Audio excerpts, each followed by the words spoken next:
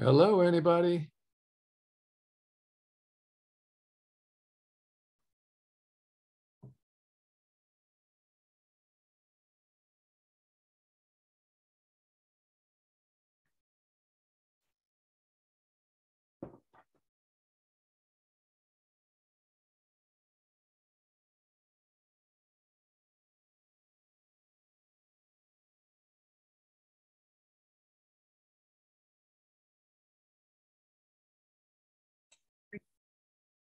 Okay.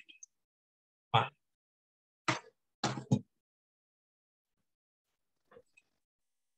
Hi, Barry. Good morning. How are you? Fine.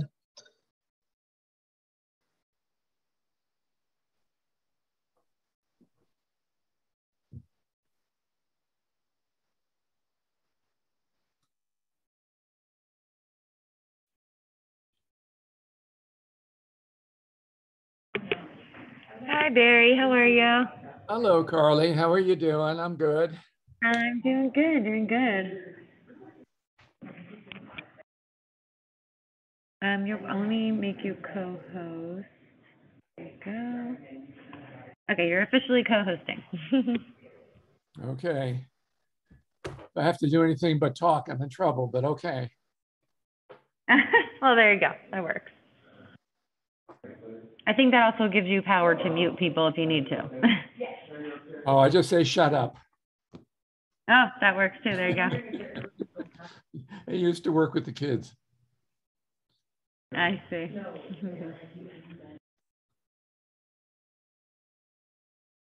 Is Joey around today? He is. I think he's in his office at the moment, but yeah, he's here today. Good. I just wanted to say hi if he was available.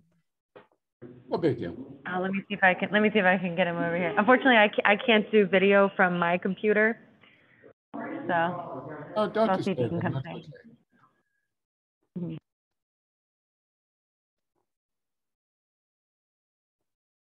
Did you have a sign up? Do you have any idea of number? We don't have a sign up. I did put it in our. We have a daily update that goes out at night and in the morning, and we also sent out a separate email about this class. So we definitely put the info out there. Okey-doke.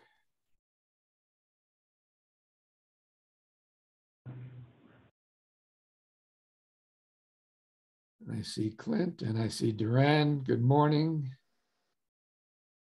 Good morning. Your recording helped. I closed a deal recently, a house near the office. I had a listing and someone else in our office brought the buyer. So it was very, helpful. Good. Nice to hear. Thanks, Clint. Congratulations, by the way. That's good. I'm just trying to get my deals closer together. Yeah, right. Mhm. So how does that happen? Well, by more consistent lead generation, I'm running ads in the Larchmont Chronicle and the Larchmont Buzz, local publications like those two. One's online. They're both online. So you'll see. Do you do any social media? Yeah, Facebook. I just read that Facebook is changing their name to Meta, META. All kinds of issues and scandals surrounding what they do. Yeah. And I've been posting videos of myself looking at properties, things like that. And I've got a list of over 300 friends that watch me. They're not all realtors. Yeah. I think if anything else, it just shows that you're relevant. Mm-hmm.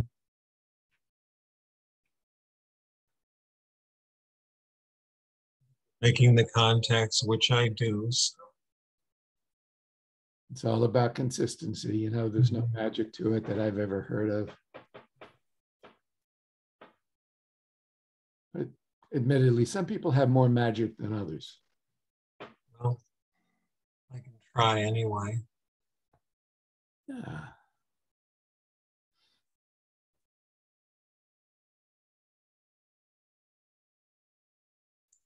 If this is recorded, I'll have to come back later, and just watch the recording. So, gotta go somewhere. Oh, you got a place? Okay. Yeah, this will be recorded, I'm sure. Yeah, this class is being recorded. We put everything on our YouTube channel so people can watch it later. Mm-hmm.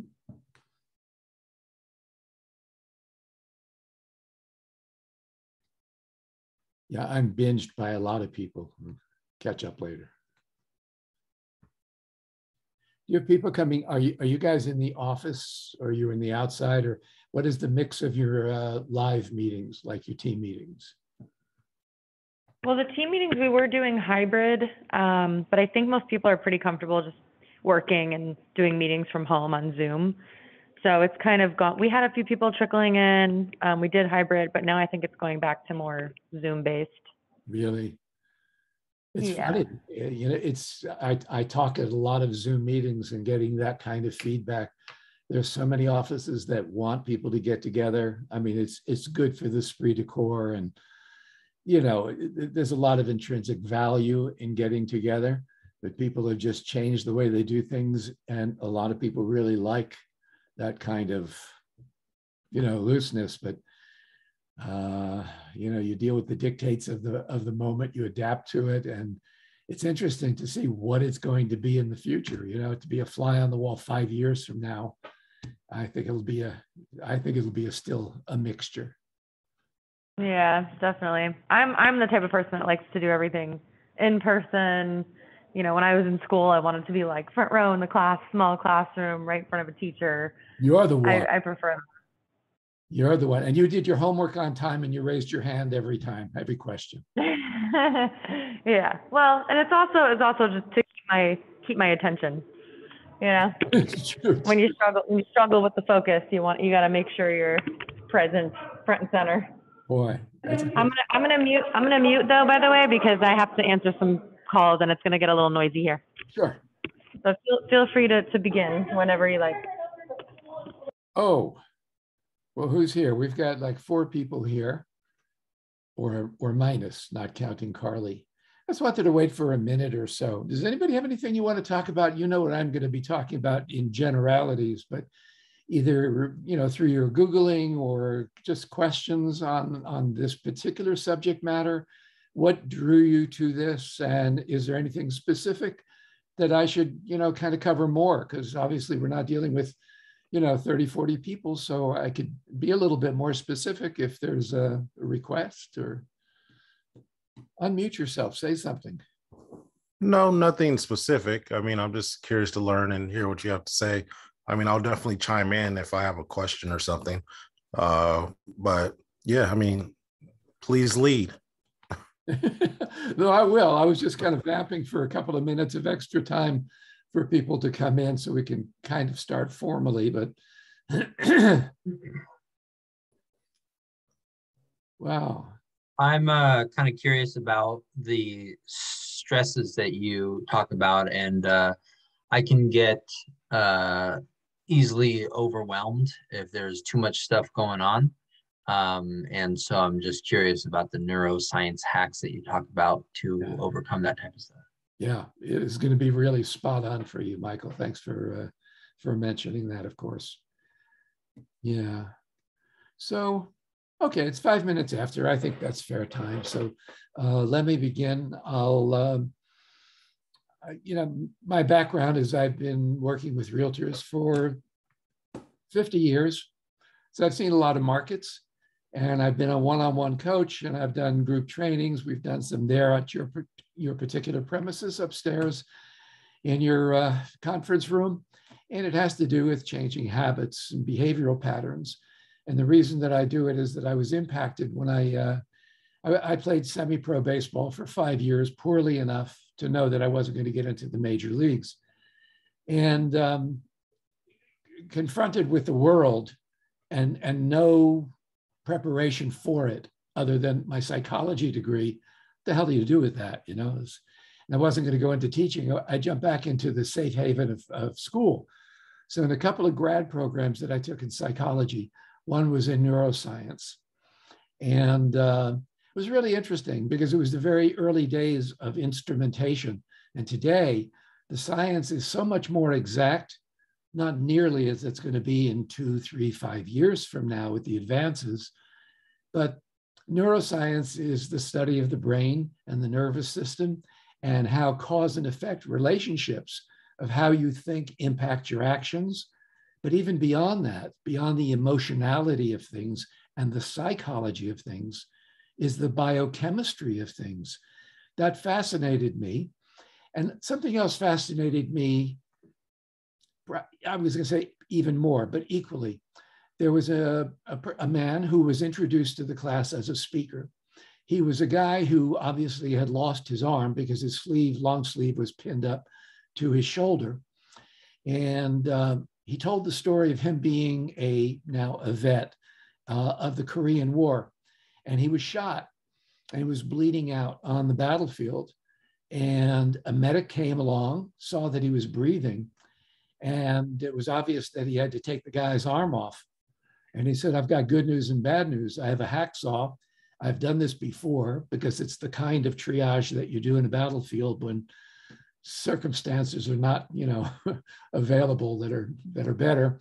And he said, the bad news is I don't have any more morphine, but I've taken a couple of hypnosis programs on pain control and understand that the mind works like a computer. It's a binary system of zeros and ones. Hey, Eileen, how are you, bud? Good to see your name.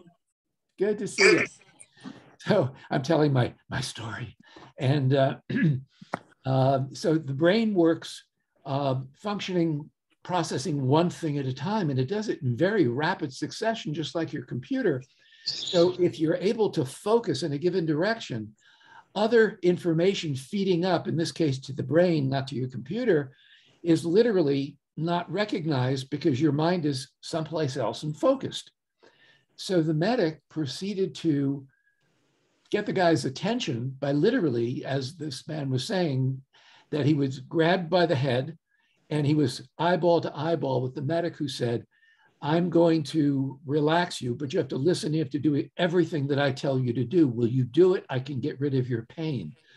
A person in excruciating pain like that, you might imagine, you would get his attention if you could get rid of that pain. So he got confirmation, okay. And the medic started going through a relaxation from the toes to the nose. It's called a progressive relaxation. Everybody uses it. He focused on breath. He then had the soldier picture his family on a screen. He had a young baby at home and he had a wife and everybody was happy, and he had them just get involved with family scenes and scenarios.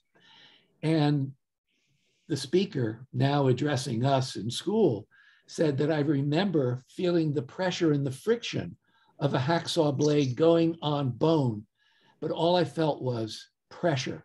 And that was the suggestion that the medic had given him as he took him off into a scene that preoccupied his imagination and thoughts. So it's a very powerful effect, not just on the guy telling the story, but on me. I said, I've never seen anything quite that powerful before. And it has to do with your mind. And my goodness, everyone's got one. So this was worth studying more.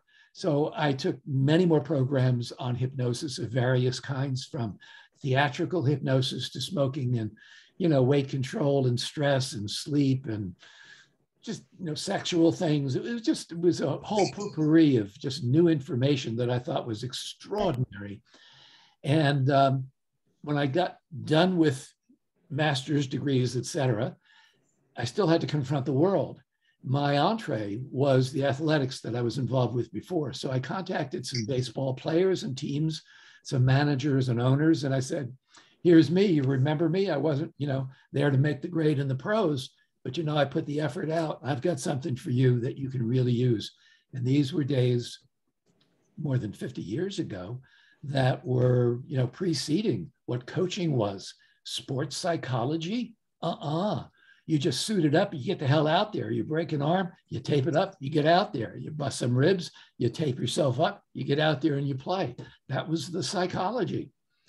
wasn't a very good psychology, ruined a lot of people. And I started working differently and ending up, I worked with some of the Dodgers. Oh, sorry about that, Dodgers, for this year. They'll come back. And a lot of other, the Striders, that's the track and field team that was very, very big in Los Angeles. They probably still exist. With some weightlifters, shot putters, high jumpers, people who wanted to do better. And then I got introduced to companies and eventually into the real estate world.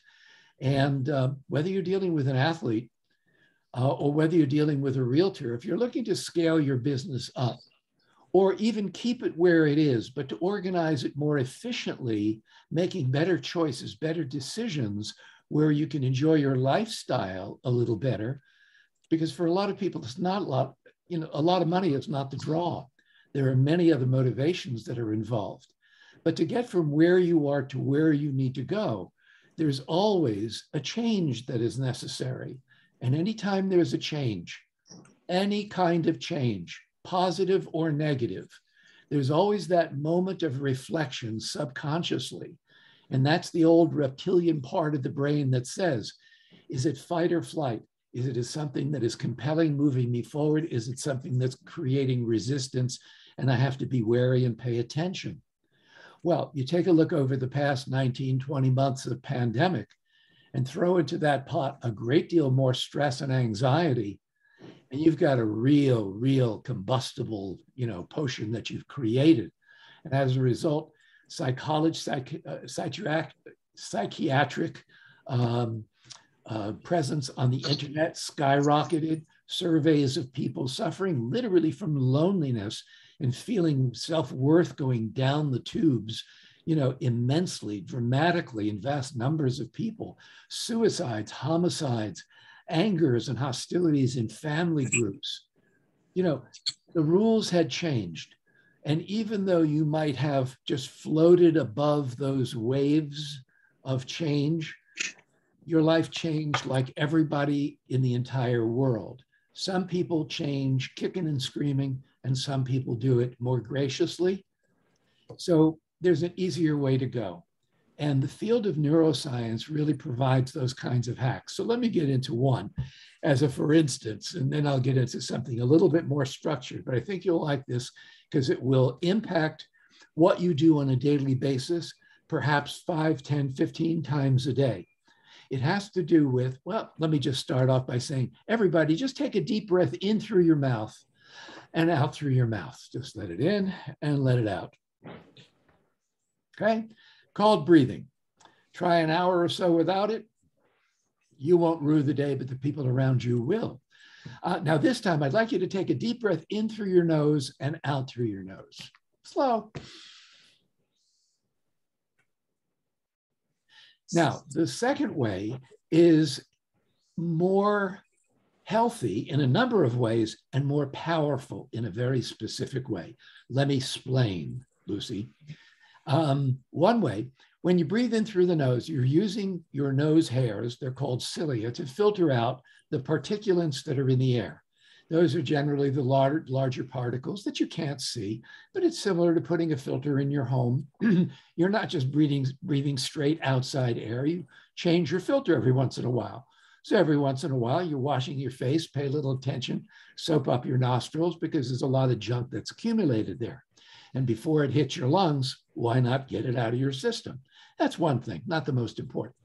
When you breathe in through the nose, the sinus passageways have been shown to dump at least 50% more oxygen into the air that goes into your lungs, that goes out to every cell in your body. Interesting. When you breathe in through your nose breathers, and some of you are mouth breathers predominantly, some of you are nose breathers.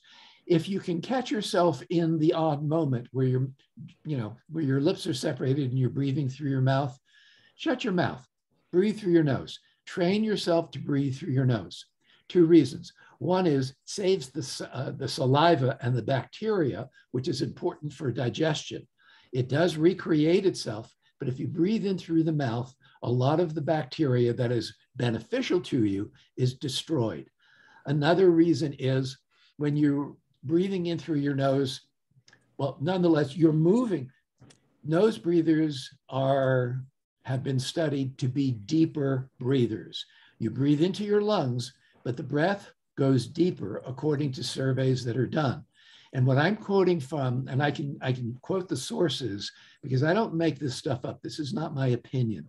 This comes from peer-reviewed studies in the areas in which I will be kind of taking you.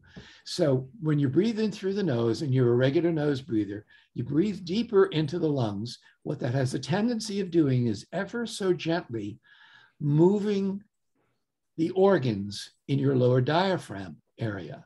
So the liver and the kidneys and everything that's in that lower belly area is gently massaged on a very consistent basis. That's good for organs to be gently massaged. I mean, take note of, a couch potato. You sit down, you watch TV for a couple of hours, time flies by, you get up. First thing, generally, you start stretching and, getting things moving again. Well, the same thing happens with those organs. The way that we die, unless it's by accident, is normally by inflammation.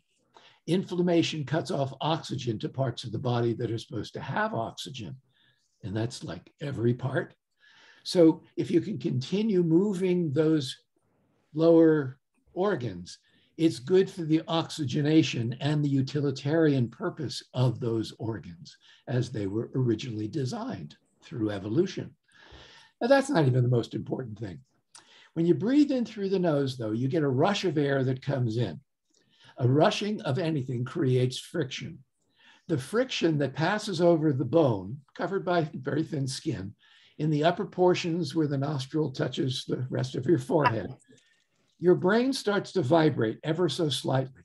These things can be measured, like on fMRIs, things that measure what's going on in and around the brain in real time. When the skull starts to vibrate, it vibrates to the inside as well. What the skull protects is the brain. That's the job of the skull. In the front of the brain, in the prefrontal cortex, and the very front of that is called the neocortex, is what touches the brain directly on the inside in the lower portion of your forehead, right behind your eyes.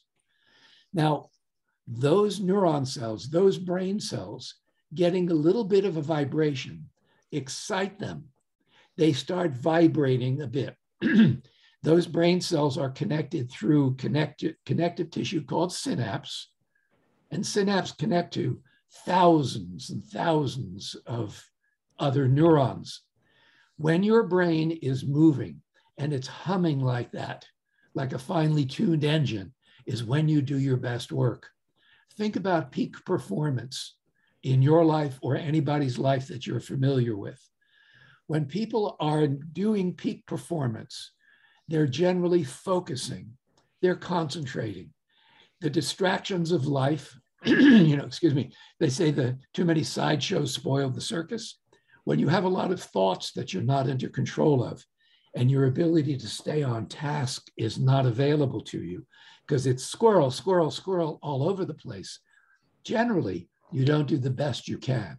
Whether you're listening and learning, whether you're reading, whether you're giving a listing or a sales presentation, whether you're playing a round of golf or whether you're having sex. When your mind is elsewhere, it generally means you're not doing the best you can. But every once in a while, you have those aha moments. You are in the zone. In other words, your mindset is one of being present, available. God, there are a lot of euphemisms for that, but you know what I'm talking about. And periodically you experience that state of mind. And Tony Robbins talks about being in the state. What do you think he's talking about? That's it. Here's how to do it. It's a little ritual that you do before any performance that you want to do well. If it's a phone-in kind of thing, who cares? Don't take the 10 seconds. But if you care and you want to move things up and equate yourself better in whatever it is you're doing, before you do it, take 3 or 4 slow, comfortable breaths in and out. And because when you slow down, you start to relax. You do your best work when you're relaxed, not when you're in a tiz kind of thing. When you slow down, the relaxation is not about your body, although your body language will generally be better because your body is relaxed. It's not anticipating and gnarled up. But your brain slows down from a beta consciousness, a wave that is literally measured at 15 to 23 cycles per second. And it slows down in most cases very quickly to an alpha, which is measured between 7 to 14 cycles per second. When your brain activity slows down, you become a better learner. You're more open because there are less distractions that are taking your attention away. That makes sense, just common sense. When you slow down, you become a better learner and a better listener. So what do you listen to? Your own affirmation. So before that listing presentation, make time alone, not with people, because it's rude, but in your car, before you zoom on, take a few, 3 or 4 deep breaths in through and out through the nose, and then silently, because whether your words are silent or whether they're out loud, your mind relates to it exactly the same. Those neural connections that are made in that portion of your brain, the auditory portion of your brain, are as real out loud or silently. So when you're talking to yourself and you're reaming yourself out and filled with negativity, you got to stop that right away, because those tracks will literally reinforce themselves and become stronger and stronger. And you will go down that dark rabbit hole much more quickly than you really need to. In fact, you don't need to. Otherwise, tell yourself perhaps in a listing presentation just before it, that in this presentation, I will ask appropriate questions, I'll listen well, give a powerful presentation, and close assertively. I'll remain calm and relaxed throughout. Then take a breath, let it go, and do your stuff. Before a round of golf, tell yourself over the next 18 holes, I will play with better focus and concentration. Excuse me. I will play with better focus and concentration than ever before. And then take a breath and go out and play. This is what is being taught to athletes. This is what is being taught at schools, colleges. I speak at universities. It's the stuff that we share through the education departments. I work with law school students to pass the bar the first time through, and I teach them that before every section of the bar, center yourself, organize yourself. Don't just pay homage in lip service to being present and mindful and all that stuff that we hear everybody talk about, especially coaches and trainers and speakers like me, but actually apply it. That's your application. Do it. And do it 3, 5, 10, 20 times a day. What do you have to lose? You're more conscious. You're more focused in what you're doing. You can't come up short. You can't. But do it for 2 or 3 weeks and see whether it becomes a part of you and it's a go-to, or whether it's just something that some guy in a training over lunch when I was chewing on my tuna sandwich, rolled out of his mouth. You be the judge, but you have to be in the game to be the judge. You can't do it from the sidelines. Okay, so there's a lot of stuff else that I want to get into, and you don't want to hear me rant on just this one thing. So let me take it into other areas that I think are going to be really interesting and important. And a lot of it has to do with the pillars of what makes a brain active and really productive and adverse to aging. I mean, you have a say in how you age. Some people that do it disgracefully, and some people do it so graciously and so gracefully. Maybe you've had the opportunity of putting people into assisted living homes, assisting that. Maybe it's somebody you know, maybe it's somebody close to you. And you know that with neglect, negative things take place in a person's life. So here are some things to pay attention to. And some of these things you're going to be aware of. Don't dismiss them.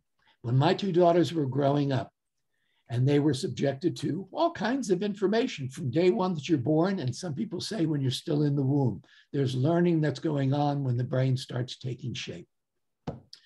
And we taught them that whenever you're sitting and you're learning something, if you hear yourself say, I know that, those are the 3 words that will stop all learning, because it closes the door to other options. You may learn something at one level, but perhaps there are other perspectives. Maybe there are more levels. Maybe there are more layers.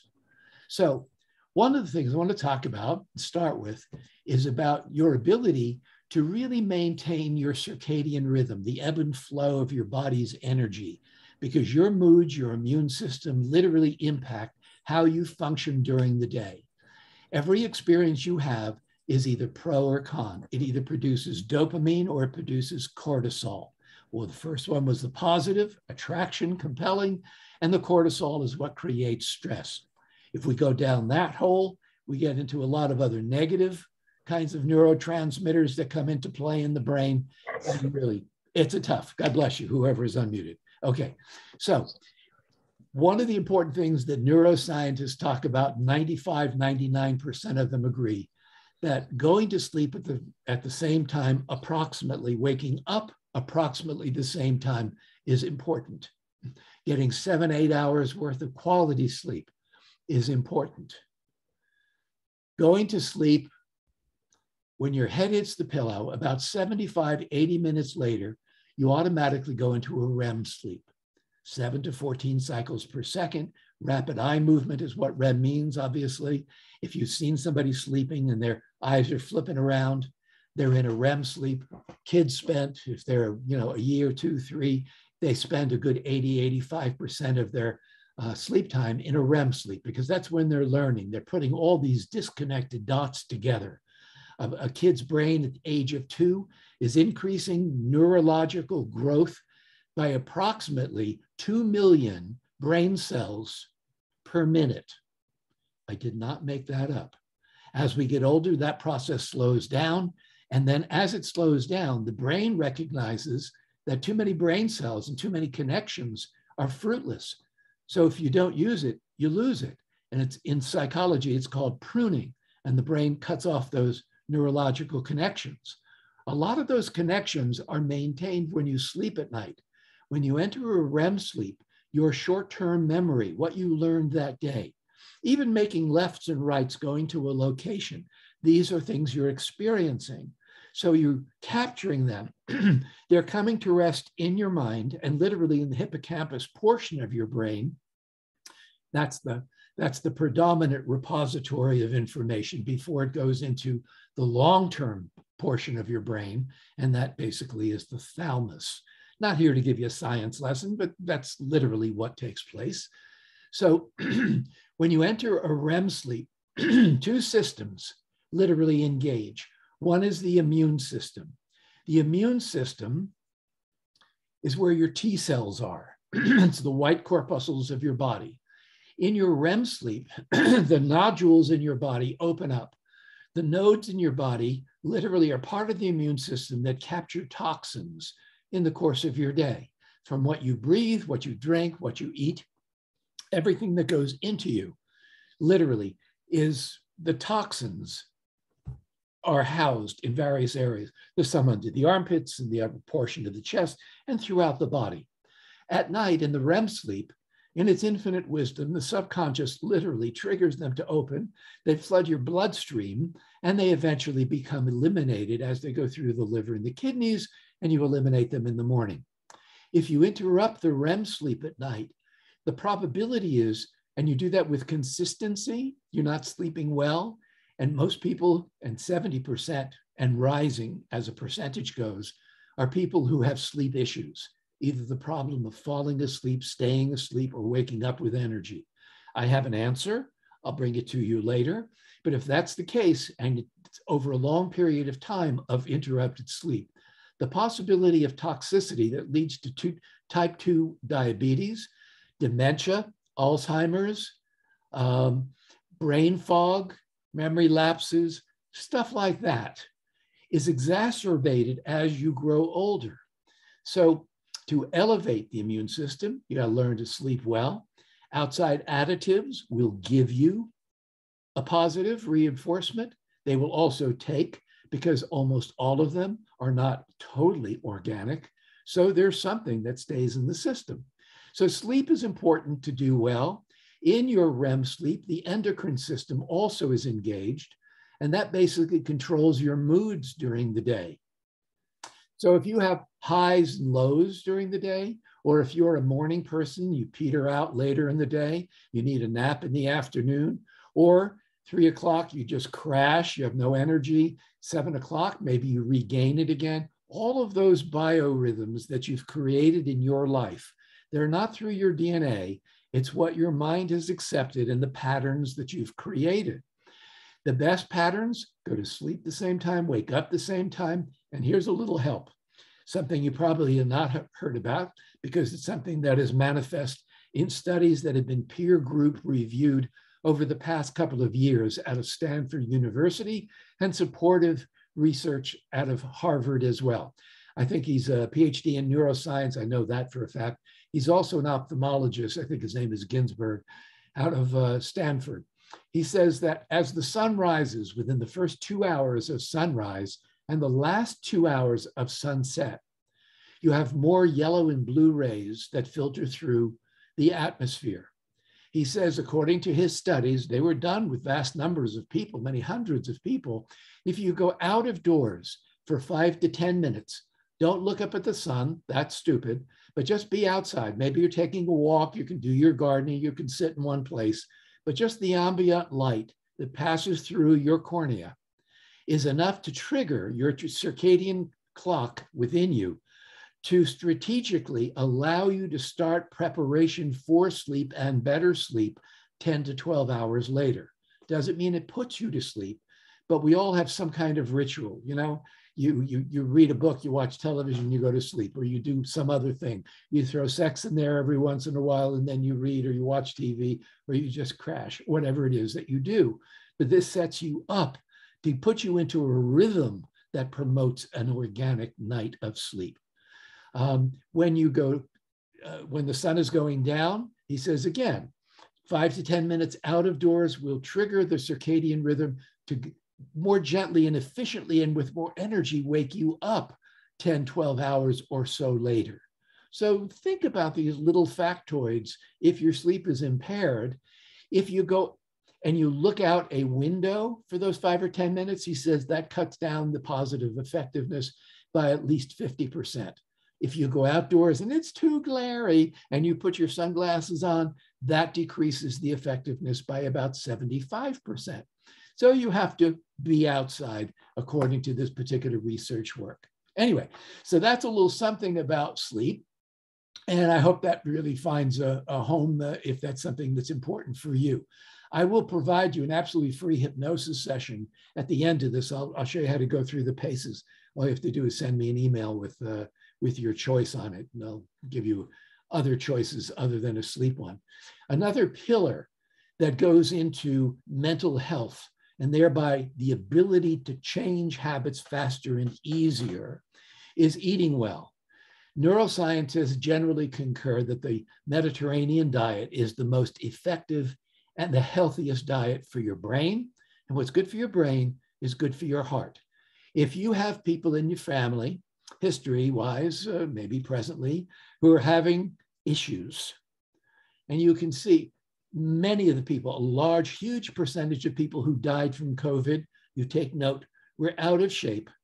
Maybe they had other issues that were taking place health-wise, but generally it comes down to a lack of eating properly. Eating a healthy Mediterranean diet, and there are other good diets for other purposes as well. I mean, there's keto and there's the cookie diet, there's the Hollywood diet, there's a gazillion diets.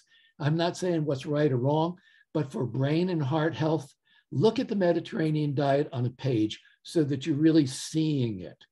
You know, it's the protein from oily fishes like salmon, like, sardines, mackerel. Maybe you don't like those, but salt them into your, bring them into your diet every once in a while. Whole grain breads, not the crappy stuff you get that's processed. Vegetables and fruits, obviously.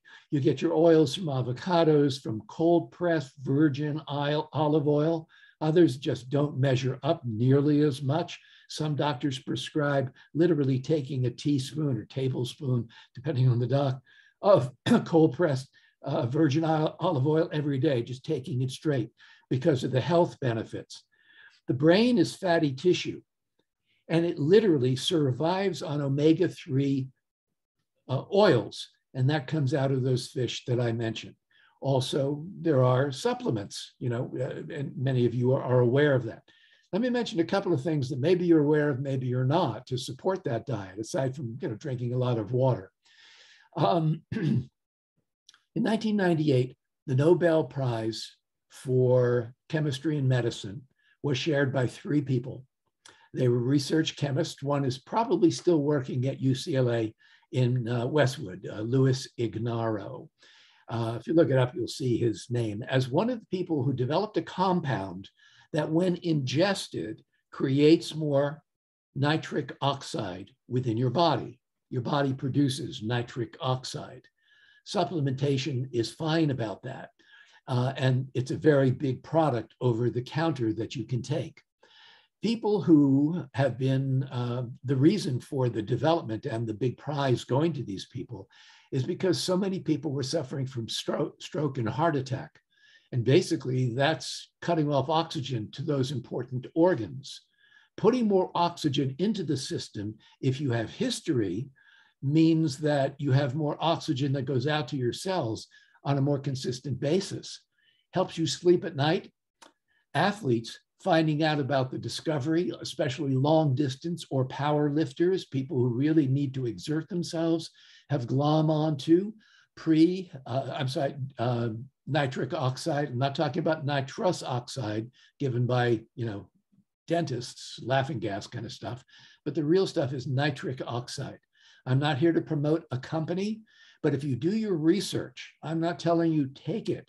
But if the research looks like that's something that makes sense to you, do that for a month or 2. Look at the products, make sure that the labs that they come from are really highly rated. Don't look at Amazon ratings. They pay people, as you probably know, to send in ratings. So that's bogus crap that you're reading.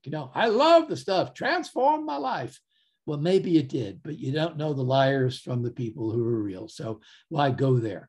Go to more of the source. Go into a little bit of the research. The 10 minutes that you applied may make you say, sounds right to me. Well, don't do it for a lifetime. Take the tablets or take the capsule or take the powder form, whatever it is, comes a lot of different ways, and take it for a month or 2 and see if there's an impact in your life, if you're feeling better. Second thing I want to bring up in terms of eating has to do with pre and probiotics. You take a capsule of prebiotics, if you're so disposed to do so, and it adds about 100 million bacteria to the mitochondria, that's what it's referred to, in your bioderm, in your gut area, your digestive tract, okay? Everything that you ingest, whether it's crap or whether it's good stuff, gets broken down and from there goes out to every cell in your body. So a word to the wise, make better choices, maybe a little bit more often than you do now. And the idea is not living long in life. The idea is living long with quality of life, right? You've seen people agonize and just continue on the process. And in most cases, those people have neglected to do what's right because they opted to do what's easy. So prebiotics are cool. They add, okay, but probiotics keep things in order, keep the mitochondria, and you have trillions of bacterial cells in your gut, keeps them happy and healthy and doing their job of munching up all of the molecules that you decide to put into your gut. Helps you with your digestion, so you get more nutrition out of the foods that you're eating. God knows you're not getting a lot of nutrition out of the foods you're eating. Even if you eat clean and organic, there's always something that's going on. And that's what your body has an immune system for. So, don't get on a guilt trip, but just do what you possibly can to help those organs do what they're supposed to do in processes and systems within you. So here's another reason for keeping the gut healthy. Some of you may know about the gut-brain connection. The brain is connected to the gut by the longest nerve in the entire body. It's called the vagus nerve, V-A-G-U-S. I've heard it pronounced vagus as well. It's spelled the same. If you Google it up, you'll find it's the longest nerve in the body. And here's why it's important in this conversation, or monologue as it is. When you experience things in the course of your day, sometimes you get shocked. you have that little instantaneous, maybe it's an aha moment, you know, you have a feeling about somebody that's kind of put off or maybe very compelled. It could be a smile, it could be pheromones, it could be, you know, whatever your dog does to analyze whether it's friend or foe coming into your environment. Dogs are not encumbered by a conscious thinking and overthinking brain, so they go on instincts. And they're built the way that we are in this regard. The gut is connected to the brain by that nerve, and it's connected to the amygdala portion of the brain. This is what you hear referred to as the reptilian or ancient portion of the brain. It's one of the oldest portions of the brain that we have, aside from the brain stem itself. So it's where the fight or flight and the impulses are. It's where your creativity is, your reflex actions stem from. So when you have a gut reaction, think about this. You have about 100 billion brain cells in your skull. There have been brain cells, the same configuration of neuron cells around in the heart. But they know that there are about 100 million brain cells in the gut. They look like brain cells from the brain. They're not like any other fat cell or muscle cell in the body. They're in your gut. So when you make impulse decisions, it could be in the gut, it could be in the brain, it could be in your tactile, your sensitivities, it could come from any different place, but you feel it. And when you feel it as that, as we say, gut reaction, there's a reason for that. Within milliseconds, that impulse transfers up to that amygdala, mid-central portion of your brain, and with another couple, 3 milliseconds, transferred to the prefrontal cortex, the neocortex I referred to earlier. And from there, we decide a case. That's the critical portion of your brain that either says, well, I like it for these reasons because in the past, and you do that very, very quickly. You don't go through the words, but you go through, this is for, you know, why I like this, or you start building the case against it. But that's your critical thinking. So if you want to be more instinctive, you want to be a little bit more foresighted, you want to have more impulse going for you, because in most cases, your impulses, your strong reactions to things have great meaning. They cut through all the negative critical thinking. Understand that our memories of things are not memories of what took place. Our memories, as we bring things up today, are going back into our minds and how we categorize those memories of what we saw perhaps years before.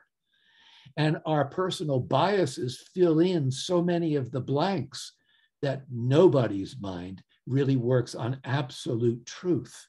There's always a shade of difference, because one person looking at one thing taking place can evaluate it a lot of different ways based on what their life has brought them to at that point, right? I know that makes sense. So anyway, take care of your gut and your gut will take care of you. Here's another little additive that you can take from the outside that can help you on the inside. And those are called nootropics. It's really spelled out in one word, nootropics. And these are boosts for the brain. If they contain choline, and there's a couple of other major ones, do your own homework on this and see if it makes sense to you. Maybe some of you have tried it. You see Prevagen on television, you know, before segments of Jeopardy, because they know their audience. But if you want to do better at Jeopardy, look at some of these products because they can give you a mental boost. I'm not going to promote products, but I've done my homework and what looks right to me in terms of how these things are formulated. And there are 3 basic, you know, elements. Choline is one of the most important because it stimulates the growth of acetylcholine within your body. I think I'm pronouncing it correctly. Nonetheless, it makes you sharper in the brain, brings more oxygen to the brain. It allows you to think more clearly. Now, there's a gazillion products that are out there on the shelves. It's all over the counter stuff. And some of those products work for some people, not for others. It doesn't mean they just blanket don't work unless they're totally bogus stuff and they're made in somebody's garage. But if you can kind of look at the legitimacy and who's promoting these things and, you know, look at the lab and look at the results, again, not through Amazon, but really look at some results, you try something. They're really harmless unless you have really strange allergies or so. But if you try it for a month or two, you gotta let it get into your system. But I think you might be snapping out answers to Jeopardy a little bit quicker and a little bit more correctly.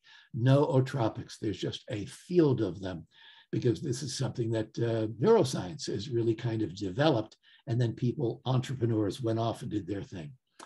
Another major pillar that I need to get into is just a little mention of exercise. If you're not doing it, damn it, do something. Walking around the block is better, and doing it with consistency is great. Doing it with a pace that makes you huff and puff is even better. But neuroscientists concur, the best kind of exercise being an aerobic kind of exercise. Now, if you have a physiological story that says, I can't do that, I understand. Do what you can do, but do it with consistency. It's good for you. And the best kind of aerobic exercise, neuroscience says, is the HIIT training that is very popular these days. That is high intensity interval training. That means you go fast at whatever it is you're doing for 30 to 60 seconds, go at about 85% total capacity, and then take a minute or two to cool that down as you maintain. Flushes the lactic acid out of your cells and produces more oxygen so that you can go again for another 30 to 60 seconds. Do that for 20 or 30 minutes. It's better than most other exercises. It could be on a bike. It could be on a climbing machine. It could be on a treadmill. It can be on something that produces that kind of results where you can go fast, then go slow. So when that happens, your T cells are elevated. When you exercise and doing something that will fog a mirror, makes you huff and puff, your immune system is elevated. Been tested. I mean, this is science for decades already. When you maintain consistency with exercise, the T cell count stays elevated. Now, it's not just about COVID-19 and the variations, but it's about the normal stuff that's around us. There's lots of bacteria in the air that we're constantly breathing in. You can't escape it. You're a human being in this atmosphere. If your immune system is compromised, you're privy to all of those things that will weaken you very easily.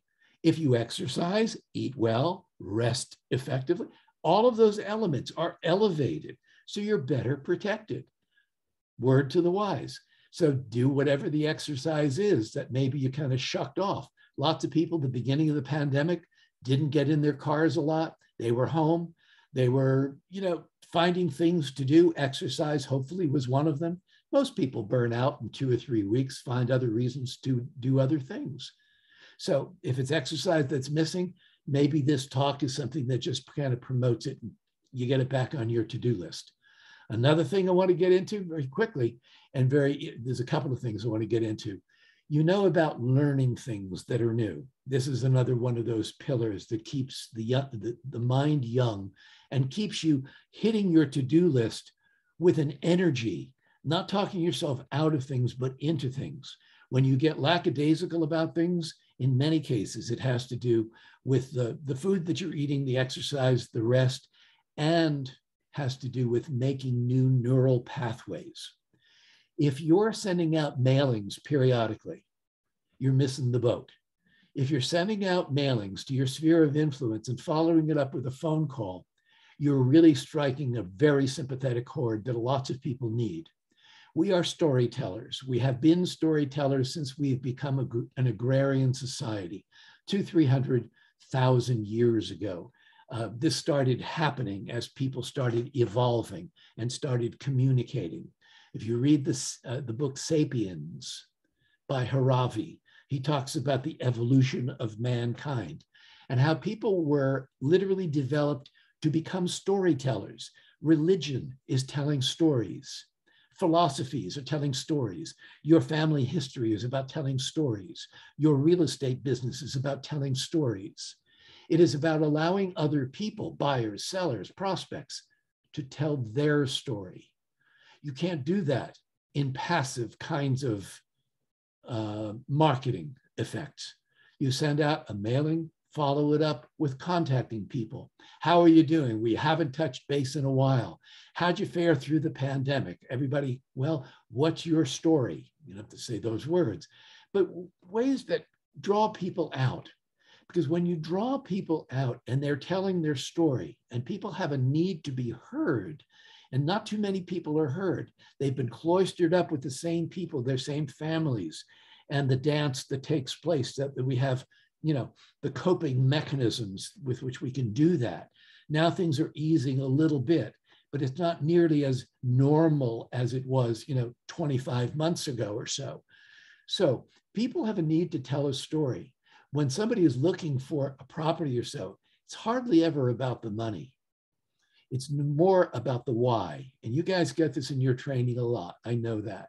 And it's about purpose, but it's not just about you and setting goals. It's about asking why people need to have certain things going and being a better listener.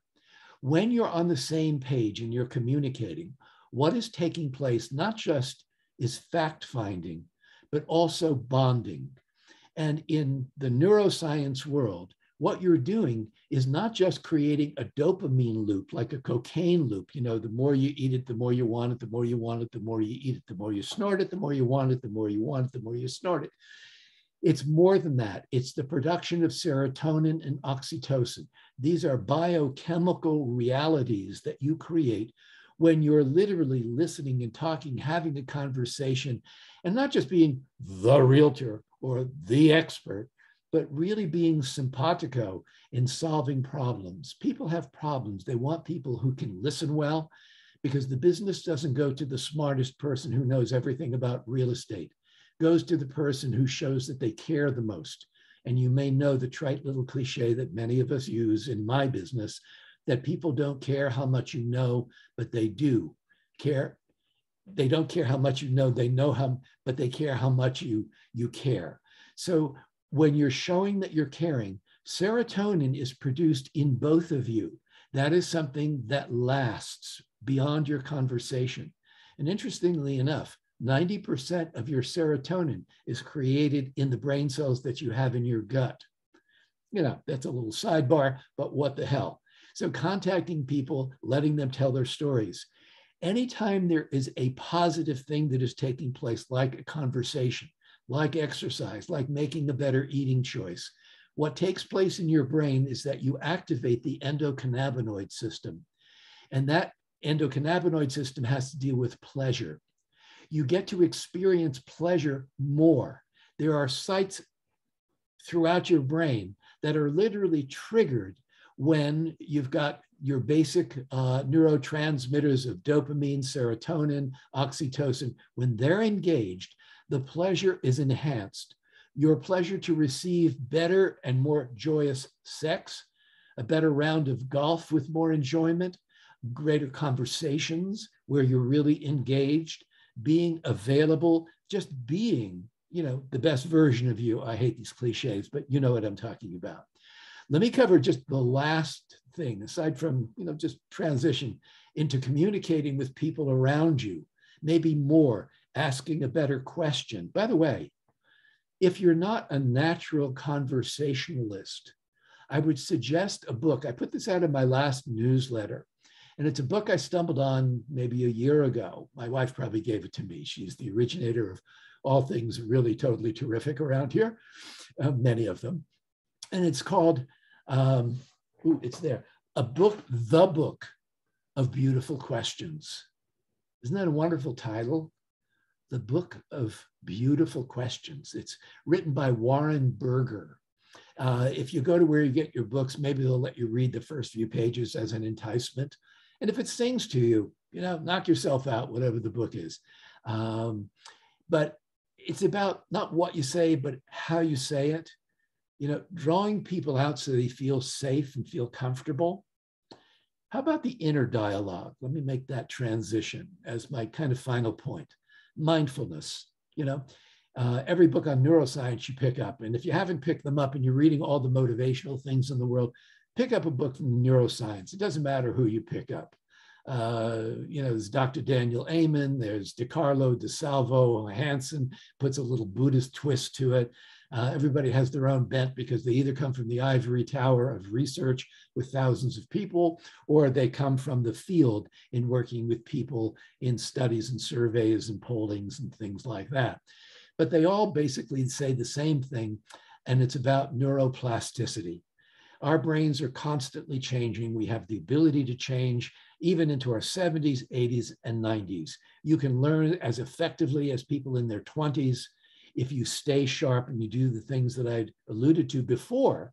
Can't turn back the pages of time, but you can start today in making better decisions, better choices. One of those decisions, according to all of the neuroscientists that you may happen to read, is you got to take some time to either meditate, and now most of them are swinging into hypnosis. Meditation is relaxation, not just a physical, but a mental one. I lived in India before we had kids. Nan and I spent many months in India. We went from guru to guru. We were just kind of having a real interesting, it was just, we weren't looking for God necessarily, but we were just looking for things that made sense, that could just add to the personal equation, and things that we could share with our kids because we were anticipating. She actually got pregnant in India. So we learned third eye meditation, Kundalini, there's all different ways of meditating. And whoever has the most popular book of video, they're going to show you their way of doing it. Well, there is no one way of light and meaningfulness, but, you experiment. And I'm sure if you're listening to me, you probably have. I work with hypnosis because it's the same relaxation, but instead of just being still, your mind is a better learner and a better listener to a list of positive goals / affirmations. So using NLP that your training brings you as well, but a reiteration of that for those of you that are, it's in one ear and out the other and you do your own thing. Maybe doing your own thing ain't so grand unless it's producing exactly what you want. If not, make a little left-hand turn, try a little something on. So for every goal that you're working with, hopefully it's clear and it's specific. When you're relaxed, go through a progressive relaxation, count down if you want to, focus on your breathing. There's no right or wrong way to do it. What resonates with you? You experiment with this, that, and the other thing. Life is a patchwork quilt. You get a little here, you get a little there, you put it all together. It's who you are. And if it works, great. If not, change it. Find something that does. But once you're comfortably relaxed, tell yourself literally, silently, hear it, see it, feel it. Tell yourself, I earn $300,000 per year or more. 2, see yourself in front of a writing board, writing $300,000 plus, writing down the target date by December 31st, 2022. Sign your name, create a contract, move on to the next suggestion. I prospect. I talk to at least 12 new people about real estate every day. And see yourself in a conversation, whether it's FaceTime, whether it's Zoom, whether it's on the telephone, but see yourself having a conversation, taking notes. So when you hear it, that's one portion of your brain. The visual portion, which is housed in the back, coordinates with the visual portion. It's connected. And then before you move on to the next goal, hear it. Auditory, visual, kinesthetic. Feel it. If you just got a compliment that you closed a really hairy kind of a deal, how does it feel to have that compliment? When you see your 1099, the beginning of the following year, gross commissions earned with your name on it, how do you feel? The money, you've already done that. But scoreboard says you helped a number of people, whatever your motivations are. How do you feel about that?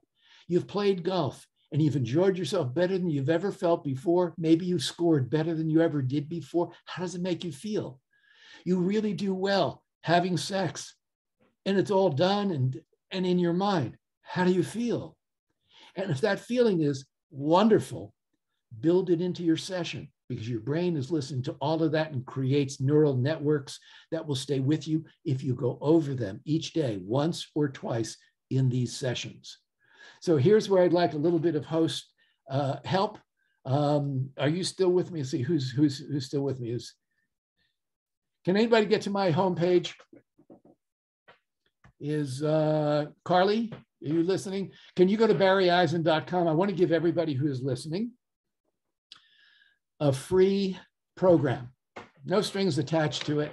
And if you're doing this on your own, maybe some of you are just are doing that on your own, go to barryeisen.com when you can. You will see on the home page, there's a video there. There's a 2-minute thing you can listen to. It's me, yada, yada, yada. And you can download the 23-minute, it's an MP4, so it's the MP3 without the visual. And it's 5 really important points and a 10-minute hypnosis session. That's not what I'm referring to. But if you go to the program drop-down box, there are 3 choices. The bottommost one is entitled Hypnosis, Downloads, and CDs. If you click on that, anybody there? If you click on that, you'll get 13 choices. I do my homework and I do my research, and they're well done. Each of those titles, from learning self-hypnosis to self-image, raising self-esteem, to wellness, to goal setting, to time management, study and concentration, and all the rest of them, have 2 tracks. The first track, 20-25 minutes of behavior modification, good solid ideas that you can employ into your daily activities. The second track is a hypnosis session. The only one that is different is the 107, that is the sleep program. It is simply a hypnosis program that will put you to sleep. So if anybody, I alluded to much earlier when I talked about sleep, this is it. If you've tried a lot of different ways, maybe you've got apps, maybe you've done the whole deal, maybe you've done, but if you haven't tried me for free, look at that one. That may be a nice answer. Instead of buying it, don't buy it for the $14, although it is priceless. You can buy others if you want more than one, but the deal goes for one, and it's a download. Select any one of the 13, and don't go through the website because it's not prepared to handle freebies. Send me an email, barryeisen@gmail.com. And just on the subject line or in the body of it, you can just put down the number. I want 106, 103, 112, and I will simply reply and send you the links. No fuss, no muss, as I like to say. Anyway, I don't put you on a drip system. I don't prospect you. I don't do any of that. I'll send you a newsletter maybe a couple of times a month. If you like the newsletter anyway, I really get into the weeds on up-to-date stuff that can make an impact. So just email me at barryeisen@gmail.com, and I'll just put you on the mailing list. But one of those programs is yours for free, and that is good. And today is Thursday, until next Thursday at 12 noon. Okay, so you have a week to act on it. By the way, if you're interested in that drop-down box, the second, I think it's the second thing down, because I'm not dialing it up because I may lose you with my technicalities here. If you're interested in a personalized hypnosis session, I might have done one for Eileen. I'm not quite sure. I think you did in the program that we taught. It's normally at a charge of $125. And because you're special, because you're here, if by next Thursday, 12, you send me a list of your goals and begin the process, I'll knock $25 off and I'll do a personalized hypnosis session. Very powerful. Thoughts are things. You become what you think about. So do consider that, but absolutely take me up on the free offer because I think you'll like what you get. I would love you to unmute yourselves and just, if anybody has any questions, there's not a lot of people here, so you can kind of shout it out. I'd love to hear what you got to say. Make it nice, clean it up. There are other people. Anybody have any questions? Hey, Barry, it's Eileen. Hi, Eileen. Hi. Do you have any programs you suggest for teens? Do you work with teens? Yeah, I do personalized sessions for teens because, like any other human being, they have their own issues. Yes, they do. Yeah. So if it was strictly study and concentration, that 106, the free one that you're certainly entitled to, can be a nice, it can be a nice entrance into that teen's life. And if there is cause for having more issues, growing up issues, just feeling comfortable within your own skin, having better memory, all the other things that may not have to do with school and test taking. If he or she is comfortable with that free one, then you can always take the next step knowing that they're going to use it, resonate to it. If they really hate the free one, I wouldn't pursue that either, but I think that's the good stuff. Yeah. Thank you, Barry. Always enjoy your programs. Thank you. I have a question. Yes. What if someone doesn't really believe in hypnosis? They want to try it, but they don't really believe in it. Will it still work? Yeah, because it doesn't matter. I mean, if you can put your beliefs on a hook someplace and just listen to it, for that person, the learned self-hypnosis, the free one, will make sense of it. Because this, hypnosis is given a bad word because of, clucking like a chicken and barking like a dog. And, there's all kinds of reasons to do things that are outside of our comfort zone. So if somebody says something, it goes into our personal bias, where you or that person, I'm not saying that is you because you didn't claim that. But if somebody says, I don't believe in that stuff, why? Your thoughts are impacted by what you expose yourself to. If you expose yourself to positive thoughts and positive images of you doing really good things in the world and really serving your own purpose and those of the purposes of people around you, and you're doing that in a relaxed state, what's not to believe in? What's not to believe in? Controlling somebody's mind, I don't believe that either. I think politicians do that. I think Facebook does that. Algorithms do that. A lot of controversy there. But hypnosis, if you know what you're getting, if I make a personalized session for you, let's say, and you have all of your elements of success about working out, about eating, about communication skills, about your income, and you listen to it in a relaxed state. And these are your positive suggestions in your training. Don't they talk about that kind of self-talk? Don't they talk about affirmations? Combine relaxation with those affirmations and the pictures they create, and they make neurological networks. That's how your brain stores information. And if it's not gone over with consistency, it pairs them away. Like a dead bush, you cut off what's dead, it gives more life to what's living. So the brain does that. So, whether you believe in it or not is kind of irrelevant unless you're really strong about it and you're daring somebody, you can't make me relax, you can't hypnotize me. To me, that's childish nonsense. But if you're just not a believer because you're just not knowing, ignorance is one thing, stupidity is something else.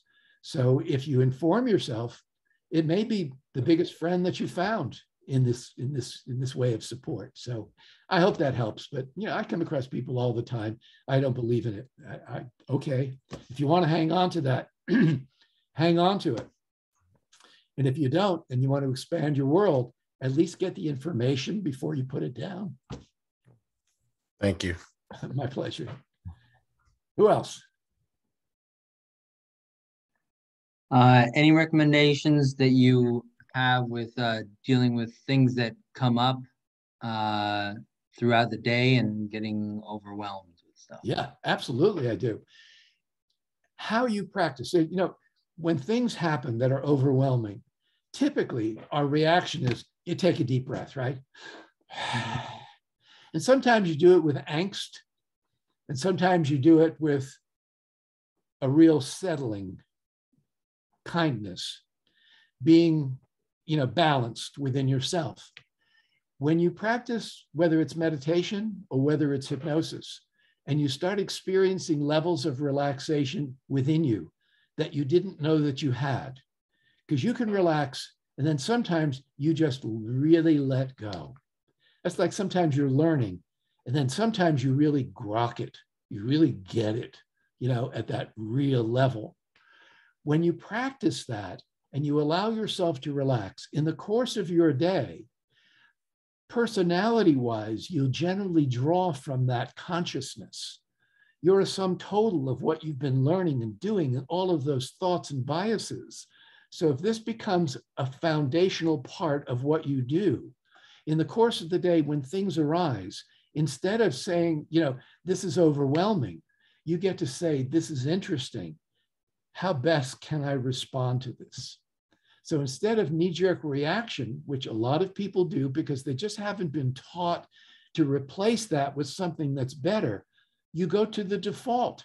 And if the default is anxiousness and just feeling, overburdened with things, that's what happens. Learn to go to a different default. And when you take that breath or you step back for the moment, in that moment of mindfulness, you become more curious. You become more the student of the moment, of what's going on. And in my best interest and the best interest of people around me, what is my best choice? So you'll either, blast out some 4-letter words and, help yourself out for the moment and diffuse that for you. Do you feel good about that in the future? Probably not. If you came from kindness and you come from loving and you come from peacefulness, it doesn't mean that you're weak. It means that you're choosing your strength and how the world perceives you, and more importantly, how you perceive yourself. But getting a foundation of just kind of doing this kind of thing. Some people are blessed, they're born with that ability, or they see it being emulated by their parents. And when you're 2, 3, 5 years of age, you don't question that. But if your parents blow up and they get overwhelmed easily, the tendency is that's what goes into your mindset. And years later, you may not know where it comes from, but I get so overwhelmed. If you're using those words, it just means you haven't come across options that have worked for you. So a foundation, and then go from there. And in that foundation, in the hypnosis session, and you can get that from a number of the programs that I just referred to, absolutely free, is that you can program yourself to remain calm and relaxed and focused in all situations.